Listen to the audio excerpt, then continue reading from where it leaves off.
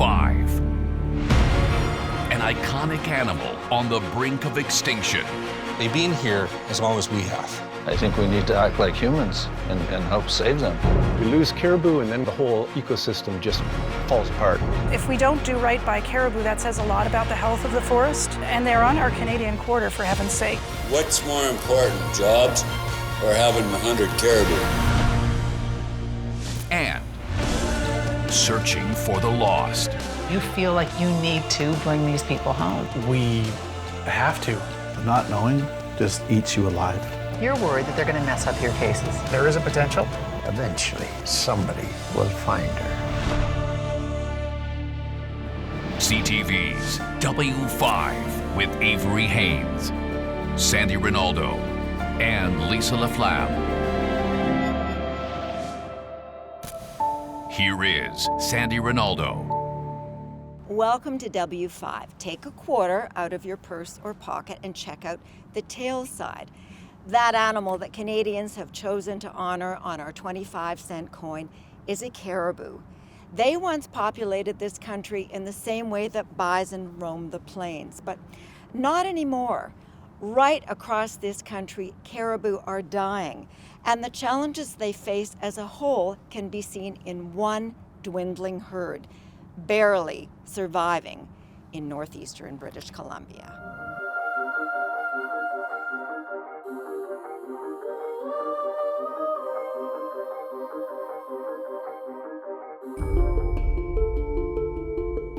They emerge from the mist in this thick forest in northeastern British Columbia. Wary of their surroundings, this female caribou and her calf have reason to be nervous. Their herd over time has been decimated. Historically, the iconic animals populated BC's Peace River region by the thousands. Now only a few dozen remain. But saving the animal has split this region between those who believe it's too late and those who still have hope. I think we need to act like humans and help save them. It's our duty. Leading the charge to save the Clinziza herd isn't the province or even the local government. It's the two First Nations who have coexisted with the caribou on these lands for generations. Ken Cameron is the chief of the Saulteaux First Nations. 50 years ago, we started hearing from the elders, stop hunting them. They're in trouble, you know? When the four-leggeds and the other animals start telling us they're in trouble and start being extinct, it's a sign that we have to do something, you know, whatever we can. Chief Roland Wilson of the West Moberly First Nations blames local industries which exploit the region's natural resources for the steep decline in caribou numbers. The caribou are important to us because they were a staple of our culture. They've been here as long as we have, probably longer than we have. As an indigenous culture, people from here, we utilized them. We had almost a symbiotic relationship with them. It's a piece of who we are as the Denizaw people that live here. The WAC Bennett Dam was built in the 60s, the huge body of water literally cutting this region in two.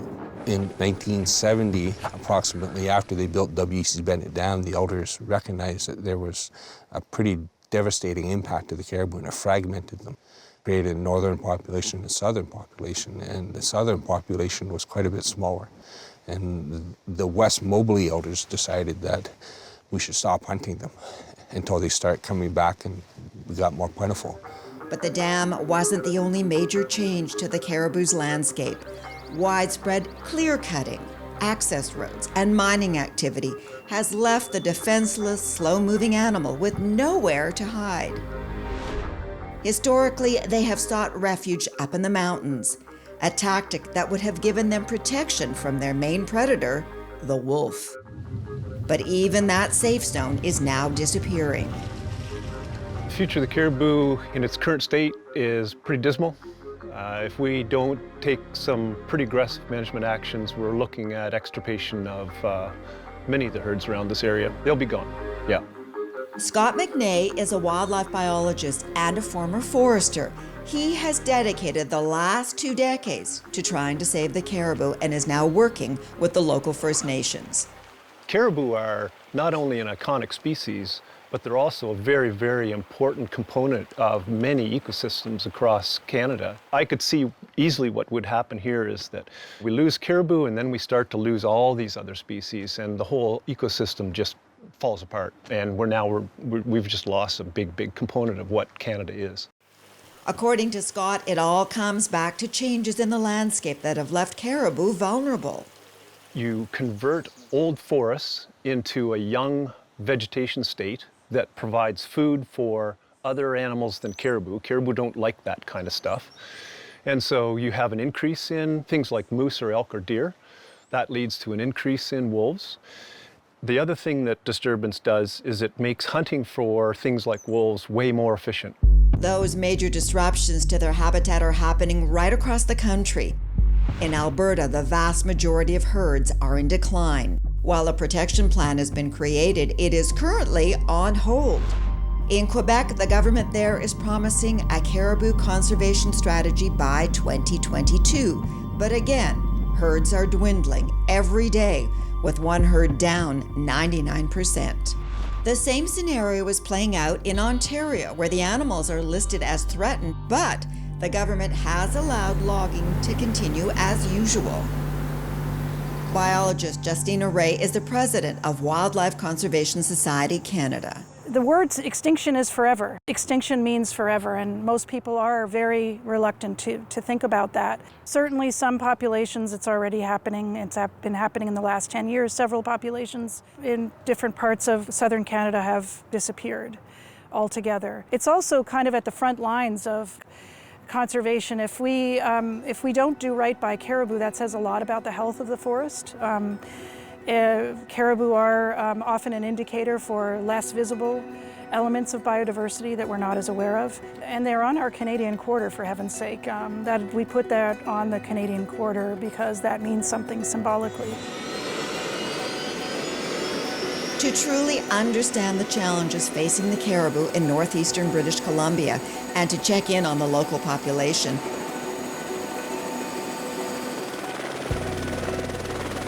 W5 took to the skies with Scott. Armed with a radio receiver he's been using to track caribou herds for the last 6 years. The first thing we see is the WAC Bennett Dam. So we're just coming up on the Williston Reservoir. Largest body of fresh water in BC is about the size of New Brunswick. Quite a few caribou died as the reservoir was being raised. From the air, the impact industry has had on the forest in the region is clear.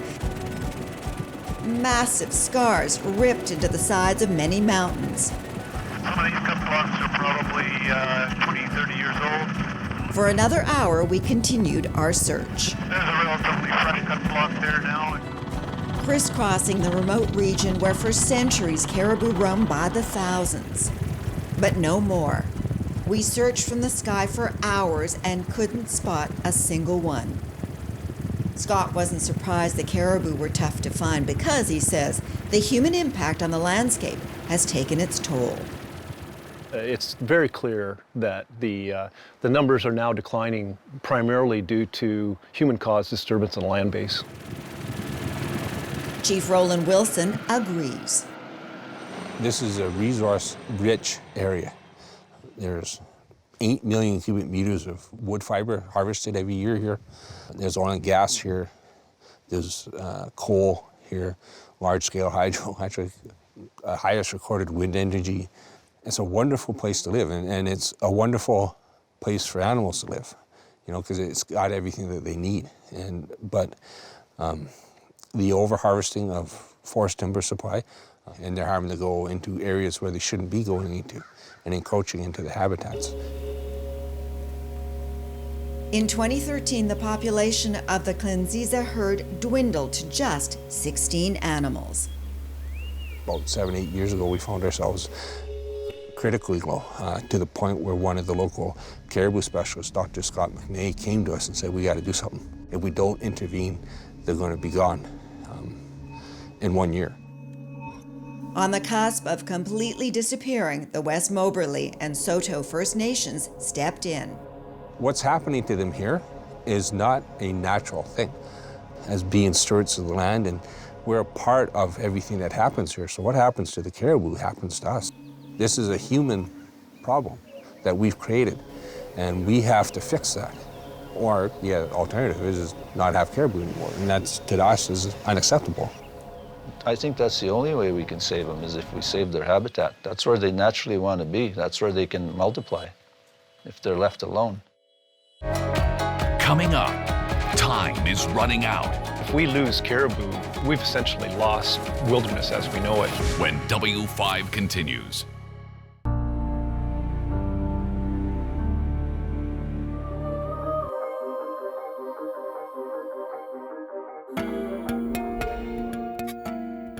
High above the thick green coniferous forest of northern British Columbia, it is not hard to guess what fuels the economic engine of the region: trees. From the sky, the scars from decades of harvesting and clear-cutting break up the lush landscape of the Peace River region. And the home to the Clenziza caribou herd. Now, due to industry, these mountains are all carved up, giving easy access to backcountry users like Melinda Snyder. All right, let's head down the trail. Melinda is on the board of directors of the Grizzly Valley ATV Club. And rolling through the mountains on four wheels is her passion. It's nirvana. It's different than any place we have lived previously. We're proud to call it home. It recharges my batteries, literally. And it allows us to get away from the pressures of the everyday world. And that's something that every Canadian citizen deserves. But soon this area may be shut down to everyone, an extraordinary measure meant to save the local caribou herd. In March of 2019, a so-called caribou recovery plan was negotiated behind closed doors in government offices over 1,000 kilometers away in Victoria. A partnership agreement between the BC government and the Saulteaux and West Moberly First Nations designed to keep the local caribou alive. The proposed plan would include a temporary ban on logging and other industries in the area. That, along with sweeping limits to the region's backcountry access. Personally, it would affect me terribly. It is one of the reasons that I live here. Well, tourism is a business, and business helps all of us to survive. In a one-horse town where coal mining has been the go-to and is the main employer, if that were taken away, I don't know what I would do. It would be like pulling the carpet out from under us. The government is directly responsible for that. They've known this has been an up-and-coming issue and ignored it for a long time. A fear echoed by many in the region. When the secret deal was finally announced, industry and recreational users were furious. Worried there would be widespread backlash, the NDP government hired Blair Lekstrom, a BC Liberal and former Dawson Creek City Councillor. He was meant to figure out a way to save the caribou and industry. The overwhelming issue that I heard was people are all supportive of recovering caribou and looking after habitat and restoration where possible. Their concern was, how did we get to this point of a partnership agreement without engaging the rest of the population that live here? Like, no local governments were brought in, no backcountry users, industry wasn't at the table to say, hey, look, here's what the potential impacts could be. Moving forward with the partnership agreement as it was, where 97% of the population doesn't support it that lives in the region, is not a healthy way to proceed in any, whether it's caribou or any issue. So there's going to be an impact. Now, does that mean a mill will go down? There's a potential. It could. Does it mean jobs will be impacted? Most definitely. What I don't want to see go extinct is the resource worker in our country and their families. I mean, that's the balance you try and find. Many of the tens of thousands of trees cut down every year end up here in the town of Chetwynd, home to fewer than 3,000 people. Despite its size, there are two massive sawmills. They ensure this small town survives, which is why any talk of government-imposed moratoriums or limited access to the trees, even to save an animal from local extinction, garners immediate and negative reactions. To understand the depth of emotions, W5 rented a hall in Chetwynd and invited anyone who wanted to be heard to come out. Our logging companies have a 5-year cut program. They put a 2-year moratorium on it. So that means for 2 years, you're not having any timber coming into any of the mill. And we lose either one of these mills, you're going to start losing businesses in town, including this building. You're going to lose schools because kids are going to leave when the parents leave. So all the infrastructure is going to die. The caribou were here, but not in the numbers they say they were. What's more important, the community of Chetwynd keeping their jobs or having 100 caribou? We have to work in perspective. If we lose a sawmill here, that's huge. We eliminate half of our truckers. Like most of us are subcontractors here. And you take away a mill, you just cut the trucks in half. Where do we go? We can't go south. Can't go north. Where it really hits is the little guys. Where you're not taking away a percentage of our income, you're taking 100%. Despite the overwhelming one-sidedness, a few did speak out for saving the local caribou herd. Those small caribou that we're fighting for, just the last of it, what we're trying. I don't think we're asking for much. In the area that we have them in is just a small area where that logging is going to be shut down. It's not a big area. I mean a small area. And that small area is not going to shut down Canfor. And yet we're getting the blame for that. We're trying to work together. But it's the government that's the one that's misleading you guys. So the question is where you draw the line. You could say that, well, there are only a few animals in this herd, so let's write it off. Justina Ray is a wildlife biologist. And then what's to stop you from driving the next herd, which has a few hundred animals, to a couple or 10 or so and say, well, they're not worth it either.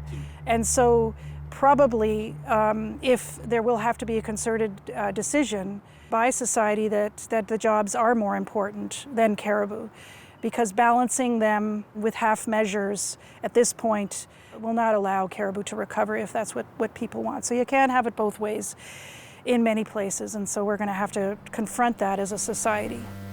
With their natural habitat and protection literally being chopped down around them, in 2013, the Clinziza herd numbers dwindled to just 16. Seeing that the provincial and federal governments were doing little, the local First Nations stepped in, taking extraordinary measures to save the remaining caribou by building a maternity pen. A safe zone where the animals would be able to survive and thrive, with the hope of eventually releasing a stronger, larger herd back out into the wild. A place where Chief Roland Wilson says they belong. The idea of the pen is to protect the caribou, the female caribou, from being eaten or the babies being eaten during their calving season. That's when they're most vulnerable. We monitor them. We try and stay as hands-off as possible. They're wild animals. We want them to stay wild. We keep them there in a safe environment until the babies are big enough and strong enough to keep up with their mums when they run. And then we wish them the best of luck and let them out. W5 was given unique access to the site, but to get there was a challenge.